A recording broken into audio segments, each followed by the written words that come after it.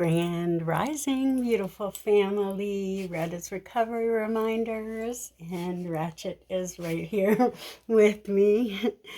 I hope everybody had a really great weekend. I know I certainly did. I did a lot of internal work over the weekend. I have been doing a really good job at clearing out any of my previous toxic patterns that I may have misunderstood for a part of my personality when really it was just a learned coping mechanism, like most of the behaviors that we have in this lifetime. Anyway, so I hope everybody had a really great weekend. Like I said, I did. Me and Ratchet got out into nature, got a little bit of me time, me space is what I did. And my yoga and my meditation are a daily practice. That's a given. Don't miss those. Anyway, so April 22nd, I am willing to acknowledge, oh, this is a good one. There are times when I need to be alone. Why is being alone so bad, so frightening, so intolerable that you would rather stay in a situation that is causing you pain or harm? When you think about being alone with yourself, what unbearable thought convinces you that it is okay to be unhappy, unfulfilled, or dissatisfied with someone else? When you are alone, what do you see in yourself that makes it feel better to be treated wrongly by someone else? What you may not realize is that you can never fully be with anyone else until you can be with yourself. There is a very sacred sweetness about being alone that you will miss if you fear it so much. True. When you are alone with yourself, you become sensitive to and familiar with your own voice, your own touch, your own sense of being. You learn to appreciate quiet times with you, special things that you do for yourself. When you are alone, you can pamper yourself, be extravagant with yourself. You can even talk to yourself without being overheard. Being alone is an opportunity to examine yourself examine your thoughts, explore your feelings, and allow yourself to feel all the things you thought you could not feel because you were with someone else. It is okay to desire a warm body in bed at night.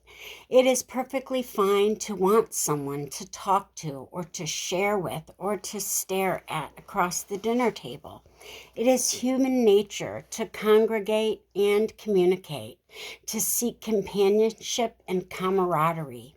However, it is often detrimental to indulge your human nature to avoid the sacred nature of being alone. Until today, you may have done everything in your power to avoid being alone. Just for today, allow yourself to explore the possibilities and opportunities that being alone offer you. If it feels frightening or sad, take a moment and ask God to show you how you can make it feel better. Today, I am devoted to exploring the sacred opportunities of being alone. Wow, that was a really, really good one. And if you can't be alone with yourself, if you don't like the company that you keep when you're alone, what does that say about you? You know, I love my alone time. I need my alone time, and I always have. But I allowed my idea of what I thought my relationship should be to get in the way of that. I put other people's feelings ahead of my feelings for most of my life. And, I understand why I did that now. It's a trauma response, a learned response from feeling abandoned or, unloved, unneeded or something in childhood. It's all learned, you know, um, responses that can be changed when we care enough and know that we are worthy of healing those, negative ways of seeing ourselves and the world. And when you get in there and do that work, that actually clears out those negative thoughts, like your perception about the world clears up as well. I wish I could explain, but it's all the way we see the world. That's it. The way we see ourselves, the way we allow others to make us feel about ourselves. And when you love yourself and know who you are and are,